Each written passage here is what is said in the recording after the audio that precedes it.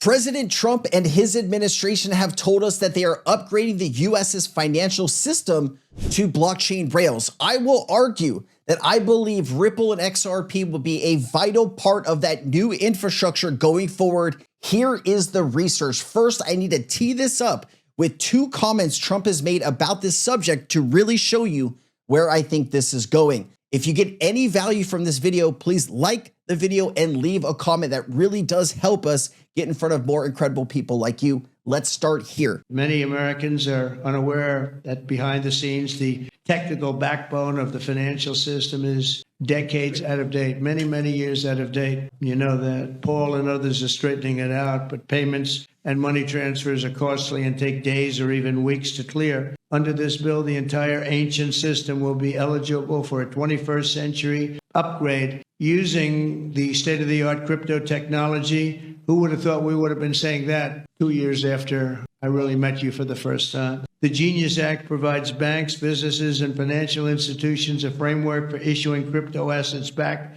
one for one with real U.S. dollars, treasury bills, and other cash equivalents. It's really strengthening the dollar and giving the dollar great prominence. Okay, here is a clip with Coach JV playing another comment Trump made about upgrading America's financial system. Listen closely. An executive order for your attention relating actually to government payments. Historically, checks issued by the Treasury, I believe. Really quickly, it says, boom, the U.S. has officially passed a bill to replace FedNow with a next-gen payment system powered by XRP. How long did it take the federal government to build FedNow? How long would it take the U.S. government to build a new system on top to replace FedNow? I'm going to answer all of that right after this too. 15 times more likely to become the subject of fraud than electronic transfer payments. This is an executive order that's going to push the Treasury Department to modernize its payment system to ensure that where possible they're using electronic methods of payment as opposed to paper checks, in order to reduce waste, fraud, and abuse in the government, which is obviously an endeavor that we've been pursuing in numerous aspects of government under your leadership. It's basically modernization of equipment and methods, and it's something that really I think he's going to be a great Secretary of the Treasury wanted. Scott? Okay, and then here is the Trump administration is actively exploring major upgrades to the U.S. payment infrastructure and has publicly indicated interest in blockchain-based payment system as potential replacements or significant upgrade to existing rails like FedNow. While FedNow remains operational in 2025, several official statements and policy proposals from the administration and congressional allies suggest that a transition towards blockchain technology, potentially including a U.S. government-backed distributed ledger platform, is being considered to enhance speed, security, and transparency of domestic transfers. Now, I wanted to understand a little bit more about FedNow. How long did it take to build FedNow? Because that was supposed to be America's new system. It's not blockchain. It is a centralized system that the Federal Reserve connects all of these banks and moves value. It only costs 20 cents to do a payment, and it does happen instantaneously, but it is very centralized. Let me go through this with you. It took the United States several years to plan and build FedNow. The Federal Reserve announced its intention to build the system in 2019,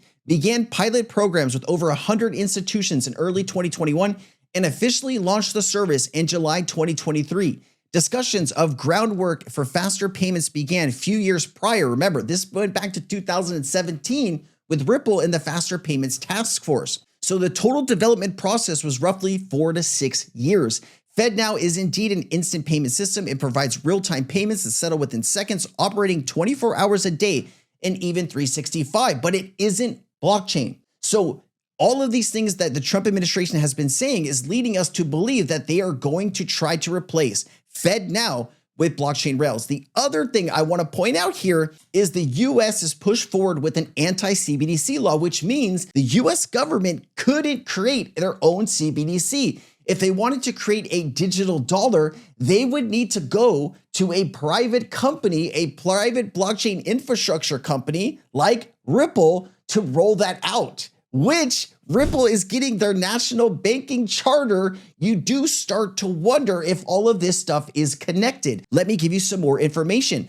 Under current US law and policy, the federal government cannot directly launch a central bank digital currency or digital dollar through the Federal Reserve due to explicit legal and executive restrictions. Legal barriers. The Anti-CBDC Surveillance State Act prohibits the Federal Reserve from issuing any digital dollar either directly through or intermediaries without specific legislation or Congress. So they would need to go and get Congress to allow even a private company like Ripple to roll this out. They could probably do this though if they wanted to. President Trump's executive orders and regulatory framework reinforce this stance, highlighting privacy surveillance concerns with government-issued programmable money system.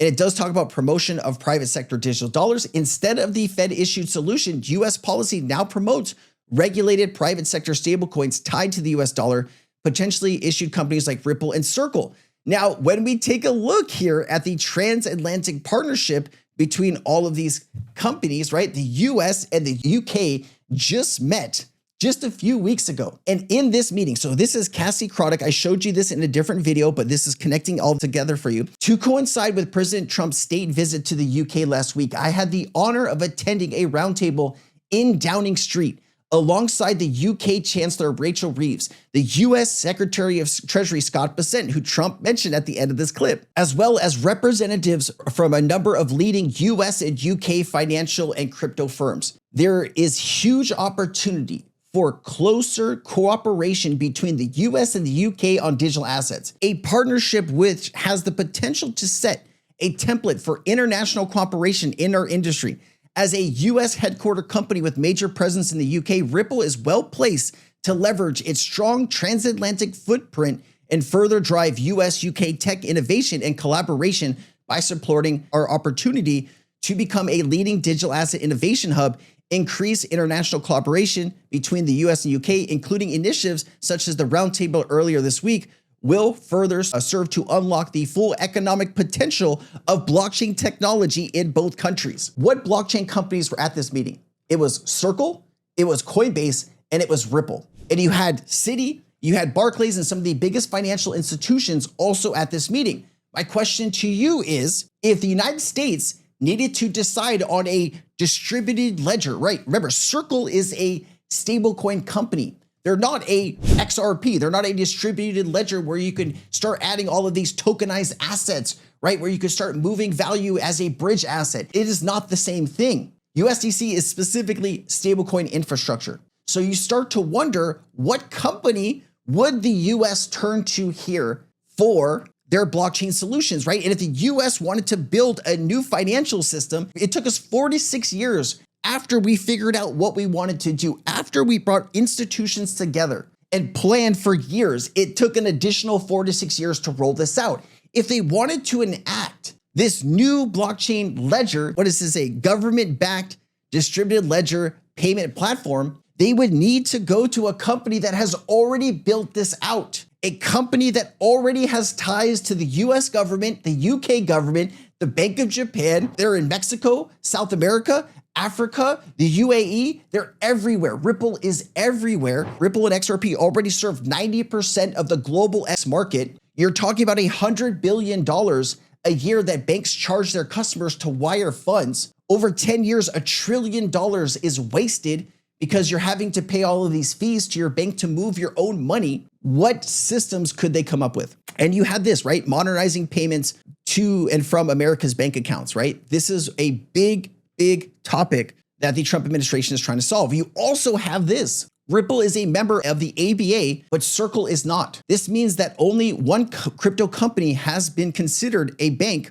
They will not be able to stop what is coming for Ripple and XRP. The storm is here to stay. Ripple is the world's largest bank. Now, getting you some more information on what this means, Ripple's platinum membership in the American Bankers Association is a major milestone that places Ripple at the forefront of blockchain infrastructure firms with respect to US banking industry integration. This membership grants Ripple privileged access to high-level banking networks, regulatory discussions, and direct collaboration with thousands of US banks positioning its technology. What would Ripple need to do in order to give the United States a blockchain technology for a shared ledger, right? Ripple can gift the US a version of RippleNet if they wanted to, right? They could gift the technology to the US for no fee and allow the US to start using that system. I played a video about that as well. Here, let's learn a little bit more about this. Ripple is currently the only major crypto company holding an ABA Platinum Partner status, giving it clear visibility with US banks. So let me get this straight. A company that the SEC was suing for 4.5 years that just ended recently is the only company in America, the only blockchain infrastructure company in America holding an ABA Platinum Partner status, giving them direct access to thousands of US banks to help them position their technology into them. Ripple is holding their RLUSD reserves at BNY Mellon. Ripple waited for the approval from the New York Department of Financial Services to launch their stablecoin. The RLUSD stablecoin is audited every single month, unlike Tether, which is never audited, right? Why? Why are they going through all of this at such painstaking lengths to make sure everything is regulatory perfect? Is there a larger game at foot here? Is there a larger plan that Ripple is enacting that people just cannot see? Now, what I want you to understand is the US can decide to do whatever it wants. My argument here is if the United States needed to act today, if they wanted to roll this out, why Trump is still president, they would need to go to infrastructure that is already built, tested, and approved globally. Because it's not just going to be domestic payments, it's going to be international payments. So you need a technology and a partner that is approved in all of these other countries, somebody that is trusted at the highest levels of central banks, at the BIS, at the ECB. It's interesting that the ECB is also deciding on what technology that they're going to use for a CBDC. Now, we should get that information in October. But you start to wonder, is there a larger play here? The Bank of France has already recommended Ripple as technology for a digital euro in France, let alone the entire European Central Bank and the Eurozone, which is 30 countries. Ripple has partnership here in the UK. We know that the current Prime Minister of Canada, Mark Carney, used to work at the Bank of England during the Ripple testing. You start to wonder, is there something else going on here? I could do this for hours. Smoke Dog says Ripple's national bank charter would allow direct integration of XRP into the US banking mainframe. Interesting. There is a mad rush by non-depository financial technology companies, crypto companies engaged in business of banking, Ripple to Circle to Wise to BitGo towards procuring special purpose national bank charter in the US. It would allow these firms to sneak into the mainframe banking system while bypassing intermediary banks, with this whole stamp of legitimacy triumphing over the years of alleged regulatory sidelining.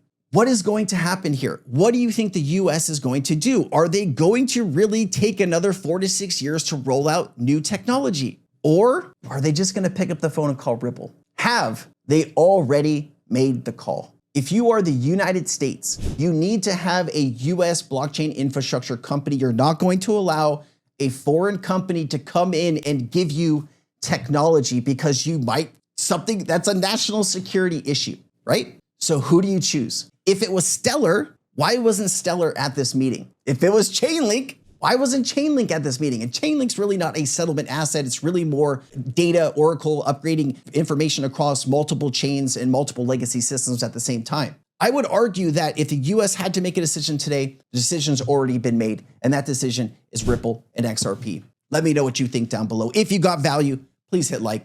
Please share this with a friend, family member, somebody that you think will get value. And if you're actually interested in supporting all my hard work and my team's hard work, we have something just for you. We opened a new community that you're going to get one of my videos ad-free per day early. You're also going to get access to my research as I'm doing it the same day before you see it here on my videos the next day. Also upgraded news about Ripple and XRP live as the team gets it, all for 25 bucks a month. If that interests you, if you want to support the channel, there's going to be a link in the description. It's a WAP. It's Crypto Sensei's dojo. Come hang out, man. Let me know what you guys think. All right. I'll see you there. Thank you so much for all the support.